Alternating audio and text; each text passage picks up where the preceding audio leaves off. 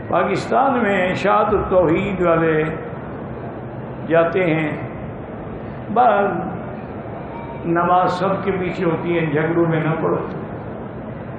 مسئلہ حیات اختلافی مسئلہ ہے، بعض لوگ حیات کے قائل ہیں، بعض لوگ قائل نہیں ہیں، لیکن یہ کفر اسلام کی جنگ نہیں ہے۔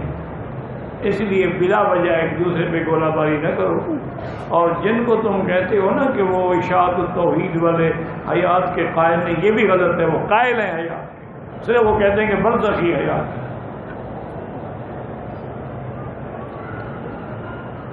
کتاب لکھی ہے باقاعدہ مولانا محمد طاہر صاحب پنجگیری نے، اس میں انہوں نے ثابت کیا ہے کہ بھئی ہم تو حیات برزخی کے قائل ہیں، حیات دنیاوی کے قائل ہیں، اور حیات دنیاوی کا ویسے بھی یاد رکھو کوئی قائل نہیں۔ وہ جو علماء دیوبند نے لکھا ہے نا تو انہوں نے سمجھا نہیں، انہوں نے کہا کہ آپ کی یہ برزخی حیات اتنی قوی ہے کہ گویا دنیاوی سے بھی زیادہ بہتر ہے۔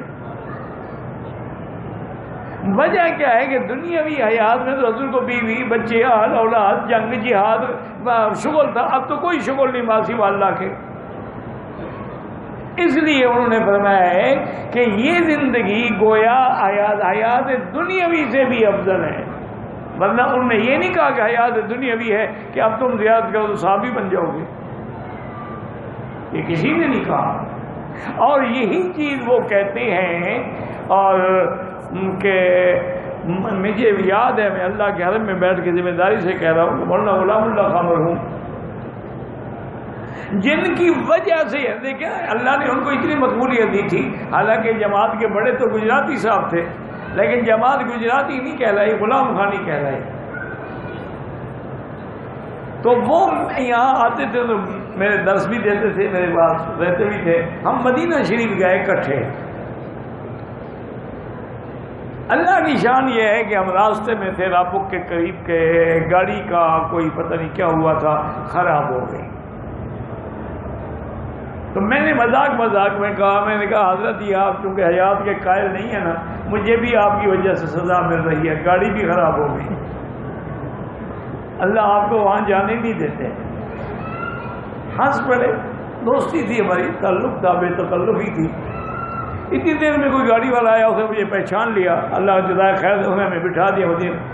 میں یقین دیانت داری سے کہتا ہوں کہ جب وہ حضور کے روضے پہ سلام پڑھنے گیا، میں بھی اکٹھے تھا، اتنا روئے کہ داڑھی بھیگ گئی۔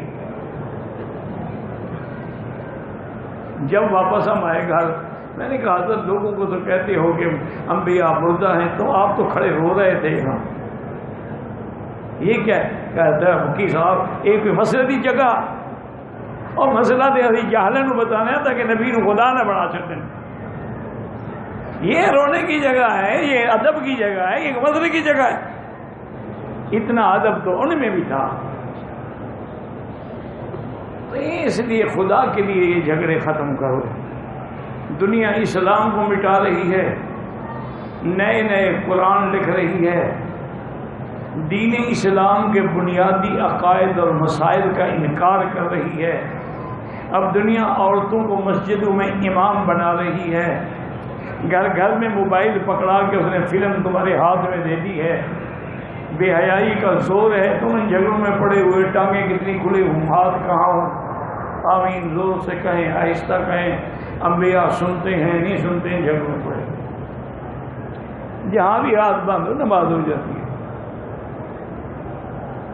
جو ناف کے اوپر باندھتے ہیں، ناف کے نیچے باندھ، سب حدیث میں ہیں، من السنت ان یجعل یمینہ علی شمالہ تحت السنت، حضرت علی کی حدیث ہے، اور علی فرماتے ہیں من السنت، یعنی سنت یہی ہے جس پہ ہمیشہ عمل ہوا۔ سنت اور حدیث میں فرق ہے، حدیث پر تو کبھی عمل ہوتا ہے کبھی نہیں ہوتا، سنت وہ ہوتی ہے جس پہ ہمیشہ عمل ہو۔ آپ دیکھیں حضور پاک نے کھڑے ہو کر پیشاب فرمایا، حدیث میں ہے، جائز ہے، سنت تو نہیں ہے۔ اس لیے جھگڑوں کے لیے، خدا کے لیے جھگڑوں میں نہ پڑے۔ اب متحد ہوں، اتفاق ہو۔ دنیا اس وقت بڑے بڑے گہرے اور ایسی سازشیں یہود اور ہنود کر رہے ہیں، آپ سوچ بھی نہیں سکتے، اور اسی کا نتیجہ ہے ہندوستانی مسلمان یہاں موجود ہیں، ہمارے بھائی ہیں ان سے پوچھ لیں کہ اگر ہندوستان میں مسلمان اکٹھے ہو جائیں نا، ہندو کبھی شکست دے ہی نہیں سکتے،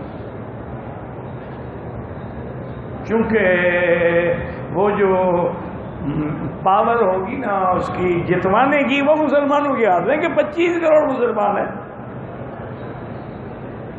جس جماعت کے ساتھ بھی کھڑے ہو جائیں گے وہ جیت جائے گی۔ لیکن ہم نے تو صوبے میں نہیں، ہر ضلع میں نئی نئی جماعتیں بنائی ہوئی، ٹکڑے ٹکڑے ہو گئے، اور یہ اللہ کا عذاب ہے، یہ اللہ کا عذاب ہے، یاد رکھیں کہ شیعان یلبس بعضکم بعضا، اللہ فرماتا ہے میرے عذاب کی ایک قسم یہ ہے کہ میں تمہیں ٹکڑے ٹکڑوں میں تبدیل کر دوں۔